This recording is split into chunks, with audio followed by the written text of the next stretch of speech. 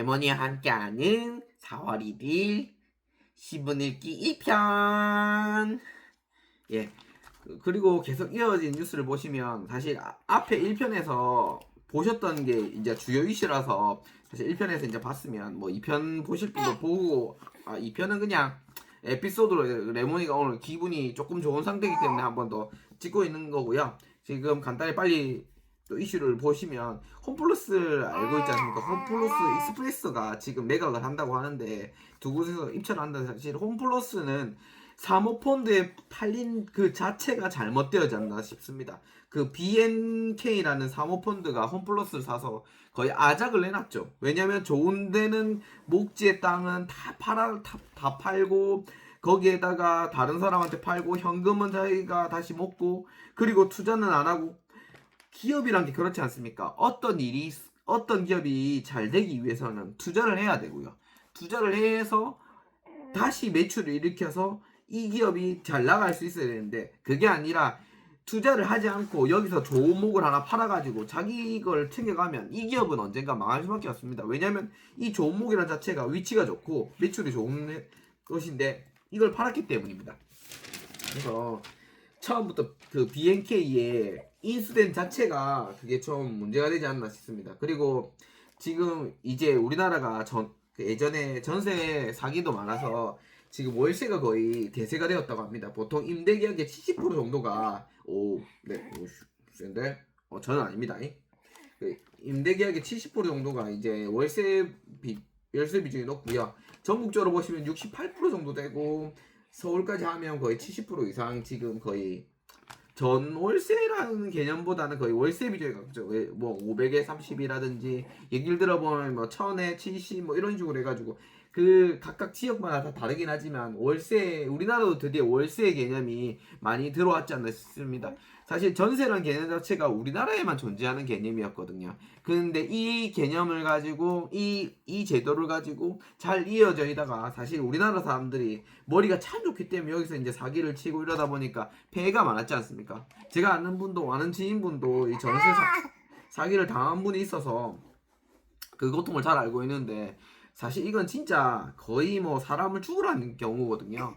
왜냐면 그 전세금도 사실 나라에서 융자해서 빌린 돈인데 그럼 그 융자금에다가 자기 집까지 빠지면 그럼 이 사람 대체 어디에 살아라는 건지 제가 봤을 때는 월세 개념으로 가는 게 맞는 것 같습니다. 원래 외국 같은 경우는 뒷받짓이라 해가지고 보증금을 걸어서 뭐 3주치 4주치 보증금을 걸어서 그냥 살고 있다가 뭐 문제가 있으면 이 뒷받짓만 날리면 되는데 우리나라는 그 뒷받짓 개념이 아니라 거의 뭐 1억 뭐 5천 이렇게 걸다 보니까 너무 큰 금액이 들어가다 보니까 문제가 되지 않을까 생각이 들고요.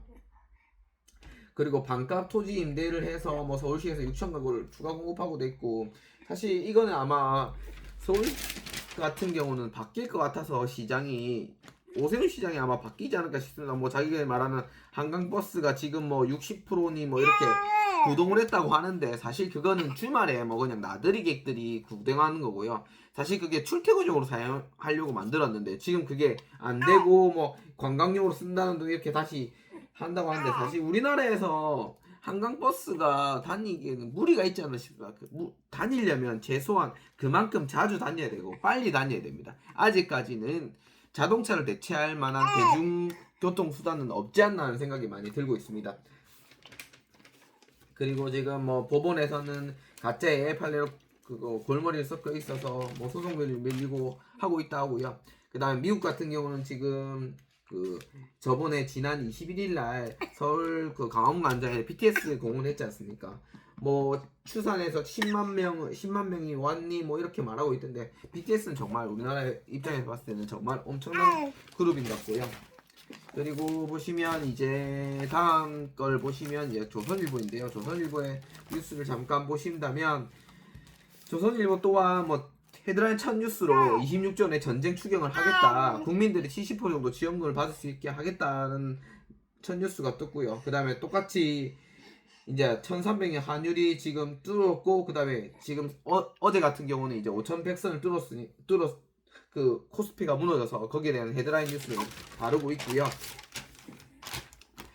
그리고 지금 가장 또 조선일보에서 주목하고 있는 건 호르줌의 통행료가 부과될 땐 유가가 폭등할 수밖에 없습니다. 그래서 이란은 이렇게 되면 연 150조 이상의 돈을 챙길 수 있다고 합니다. 한국 같은 경우는 연 350척 정도가 통과한다고 하는데 이렇게 되면 물류 비용이 약 1조 이상 또 추가로 공급해야 되고, 그럼 1조 이상이 공급되게 된다면 이 비용 모두 원유에 부담될 수밖에 없겠죠. 왜냐면 기업이 물류 비용은 어쩔 수 없이 최종 원가에 부담될 수밖에 없기 때문에.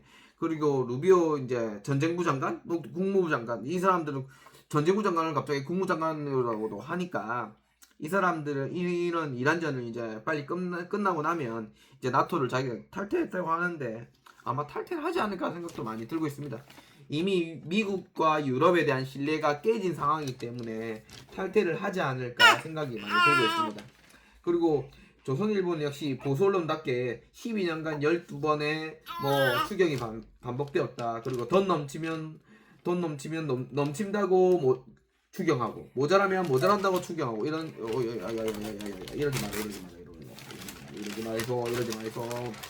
그렇게 되고, 지금 또 하나의 뉴스가 뭐냐면 충북지사였던 김영환 컷오프가 지금 혈육 정지를 당해서 지금 국민의힘이 지금 공천이 대혼란입니다. 사실 이거는 뭐 혼란이라고 표현하고는 있는데, 이 같은 경우는 사실 국민의힘만 관심이 있지 국민들은 크게 관심이 없는 상황입니다. 어차피 충북지사가 누가 됐든 간에 아무도 지금 경북밖에는 국민의힘이 설 자리가 없기 때문에, 대구지사 같은 경우는 이미 김부겸 전 총리가 나와서 압도적인 지지로 지금 되고 있고요.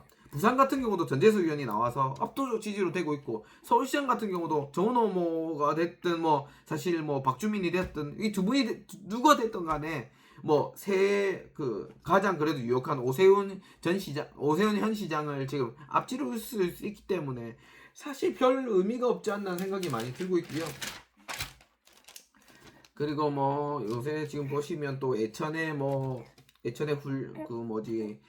육상 훈련장이라든지 뭐 훈련소를 이제 유치하게 되어서 이제 예천 같은 경우는 이제 자기들이 이제 그 해법을 찾은 게 뭐냐면 육상 훈련이라든지 양궁 훈련에 이제 이런 메카의 도시를 만들겠다고 지금 하고 있는 상황이라서. 그러고 우리 딸이 대단한데 잘 찍고 고맙다.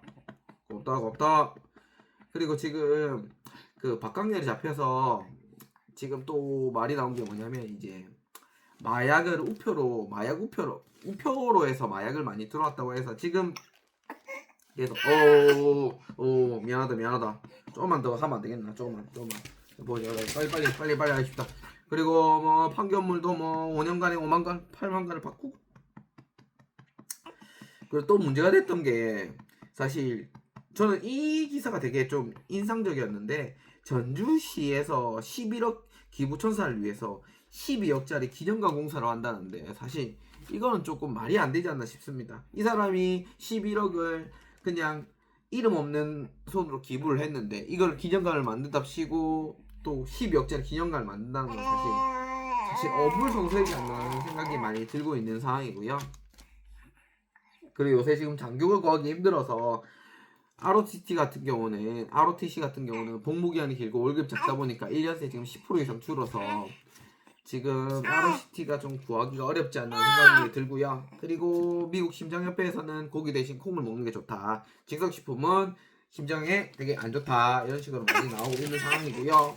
그 다음에 마지막으로 보시면 지금 특별하게 또 이슈가 될 만한 게는 이제는 없지 않나 싶은 생각이 들고요.